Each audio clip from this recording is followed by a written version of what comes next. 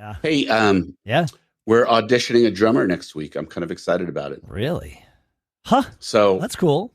Are you Yep, auditioning many drummers? Are you holding an audition for several? Are you auditioning for your drummer slot? And well, or are you auditioning one drummer? it's a super interesting question. So we've gone out looking for a drummer, and we found a lot of really good guys who want to sub. Okay. They don't want to make a commitment to the number of gigs we have. They want to be on our sub list. I always talk about Vanderhul and how prepared he was.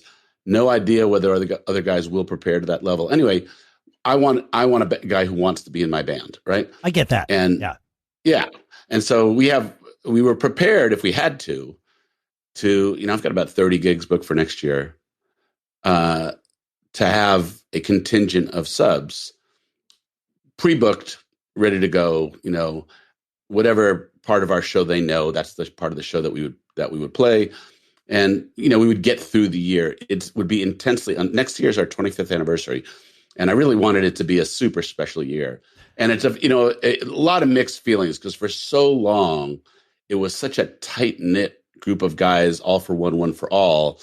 And it's become very different. And it, started becoming different when I announced that I was going to be moving away and we would be playing a little less. I did not realize the impact that would have, the amount of change, the amount that guys would go out and create other things for themselves. I was not prepared. But that said, we're still here. We had a good year last year, changing drummers again. We were about to audition a guy. It's kind of interesting. He's in another band that is a friend of ours. He's a very good local drummer. And, I'm the guy who will go talk to a band leader before I, do something that's going to cause that guy an inconvenience. But this drummer said to me, hey, yeah, I'm in that band, but, I take whatever is offered to me first. So that's interesting. And like I said, I'm already 30 gigs booked into 2024 that would be ready to be offered. But again, did you check your schedule versus his schedule? Since he is someone who has explicitly said, I commit to whatever I'm offered first, and once I commit, that's it. Like, is his availability compatible with what you guys have going on? We didn't get that far, and it's the good cats in your scene, So I'm quite sure that he would be a very good drummer. Whether he would click all the boxes, and again, he wasn't offering to be. He didn't say he wanted to be in our band. He said he was available to sub for us as he available anything else. And so I'm not exactly sure what technically that means that he's in another band, but he will take the first, call that he'll get for anything. So I'm not exactly sure what that would mean. And I wouldn't want that that's not a guy who wants to be in my band. It's a guy who wants to sub, in my opinion. No, I would agree with that. I would define it the same way. His word. Yeah, he'd be good to his word that if he was booked, he wouldn't bail on it. But, that's a different thing. Anyway, there's another guy who has a really great reputation. I've known him, but I've never played with him. I've seen him play, and he's going to come in and play. And he's interested at this point in his career of having someone else do the bookings and, playing the size shows that we do and, making some of the money we do. So I'm excited about that. I wanted to share how I approach this process of, and I'm saying auditioning, but I don't know if you remember, but years ago when Joe retired, and I thought that's what you do is auditioning. I was amazed. Do you remember how people got all bent out of shape at me using the word auditioning? I don't audition, right? It was so weird to me that kind of first call level players, for whatever reason, at the level of a local band, thought the act of auditioning was insulting. Right. It was. I do remember that. And I'm trying to contextualize that. Like, I can see where someone who can play and has played around and, has sort of proven their mettle, right? That would feel like, well, you guys are playing, GB songs just like everybody else. I understand you're not, but like, I can see that mindset from the outside being, well, you're playing GB songs. Do we really need to audition?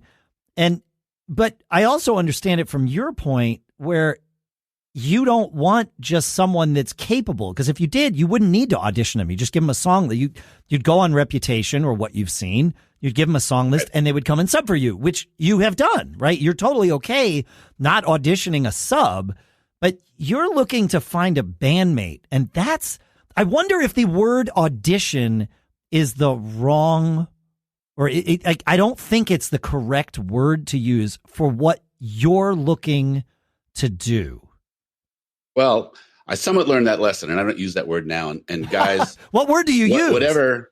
Well, I say, do you want to come work out with us and let's see if there's a good fit? That's all I say. That's it. Yeah, because that's what you're looking for. It's like, of course, we're going to be able to play these songs together, but are we going to enjoy the hang? Are we going to, is it musically a fit? Yeah, and personality a fit. Yeah, for sure.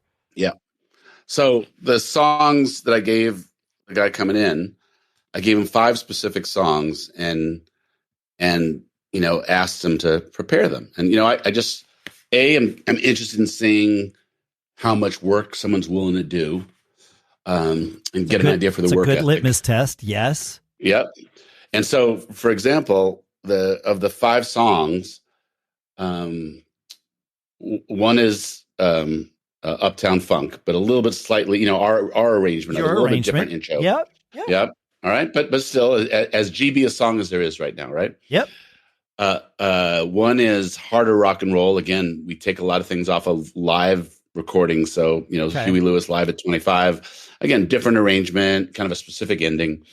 One of the songs is September, because got to see if you can play that type of funk as well, because we play so much of that. It's different, yeah. And one of those songs is Rosalita by Springsteen. And it's funny because I always get eyebrows about that. I did, like a lot of guys who don't know Springsteen don't know that song, which is weird to me, but that's inside. I remember the first time I heard of that song, and it was at Macworld Expo, and we must have been in Boston because you were leaving a day before the show ended, and you're like, yeah, I got a gig tomorrow night, so I'm flying home tonight, and we're trying out Rosalita tomorrow night. And I was like, and you said it like it was, we're trying out Honky Tonk Woman tomorrow night, as though it was a song that everyone by name would just know. And I was like, okay, and we just kept talking. It was like, oh, this is a Springsteen song. I get it. Right. Of course. Okay. Got it. But yeah, I did not know that song, until you mentioned it. Yep. Great song, by the way. Yeah. Well, I appreciate you saying that. Not everybody feels that way, especially if you're not a Springsteen fan, but it's specifically on the rehearsal list because it's a squirrely roadmap and you got to prepare. You got to learn it. You can't. It's like a prog rock song. Through that song. Yeah. No, exactly. It's like Born to Run is the same way. Like the form of that song does not follow Honky Tonk Woman or, form, right? Like you've got to know the roadmap of that song, and if one person on stage doesn't, you're done. Like, the song goes flat if someone fakes it, or B, if someone can't really reach in and get the vibe. Because it's one of those songs that if everybody is selling it, it's a real happy song, bounces. It's just a great summer song. Yep. But if someone's like, this is stupid, nobody knows this song. If you get one drag anywhere that someone's phoning it in, the song feels very different because, again, not everybody knows it. And so it requires a full band effort, but not it. You're like, that's a great analogy. It's kind of like a prog rock song. There's a lot of parts to it. There's not an easy roadmap to it. It's got different feels in it from other things. It's got different grooves. And that's just I think it's a great audition song because someone has to make a very conscious effort to mastering it. Yes. And we had one guitar player who came in, and he goes, I wasn't going to learn that for this audition. And I was like, oh, cool. Well, you're not going to get the gig for this, man. Like, literally, you're going to come in and say, that's more time than I'm willing to put in to see, if I can play with you. I guess you just told me who you are, and I was fine to say, yeah, there's probably not going to be a match. That's interesting. The bass player for Uptown Celebration, the guy who got the gig at the first audition, and there were probably 12 songs on the list. He's like, I've worked on this one. This was Born to Run. He's like, I've worked on it, but I don't have it down. And it was fine. He was very respectful about, everything. And so it worked out. But Yeah, I can it takes a lot to learn one of those tunes if you don't know it already, obviously. Yeah. Yep. So the guy said he's up for the challenge. I asked him if he had any questions about the songs, and so we're going to do it. No horns, just the rhythm section going to get together. Yep. And we'll see if there's there. Like I said, I already have a plan B, and that I have 4 great, very competent subs.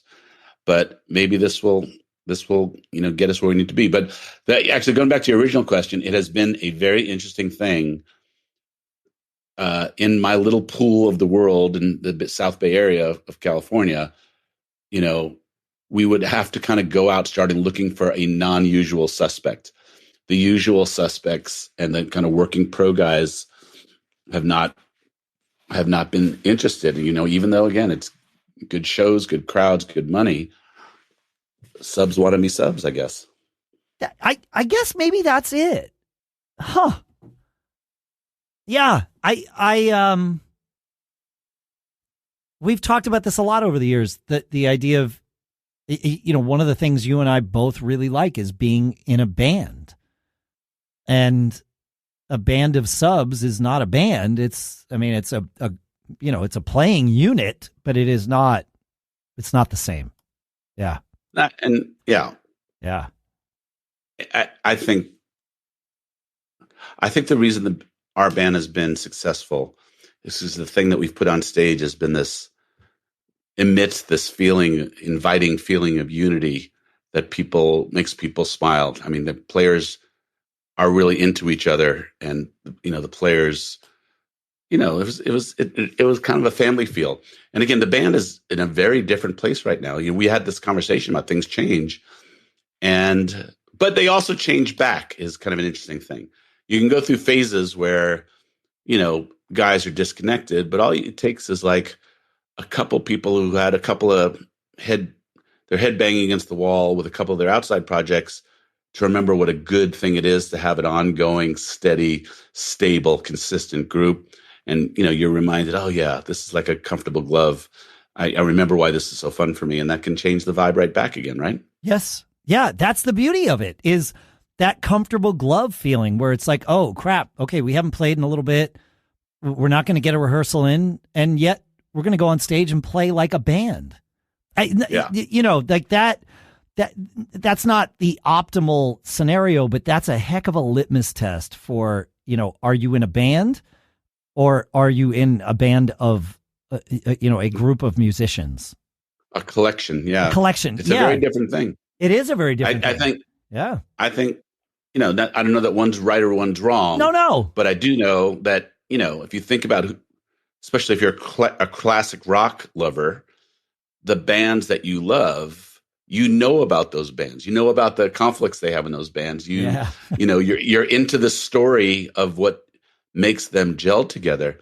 And that emits at least that type of music in a really powerful way. So I'm a band guy. Same. I'm a band guy, but as we documented for the last 9 years, I'm a super stubborn band guy who thinks I'm right all the time and thinks my vision is the only one that's really right. And I have to check. I have to check myself to get along because I want other people to be in my band. Sure. And I've had to learn over the years that even if I do all the work, if you invite other people who are band guys in, they're gonna, want some say, and they're gonna want some input. They're gonna want some, connection that makes it easy for them to express their art. So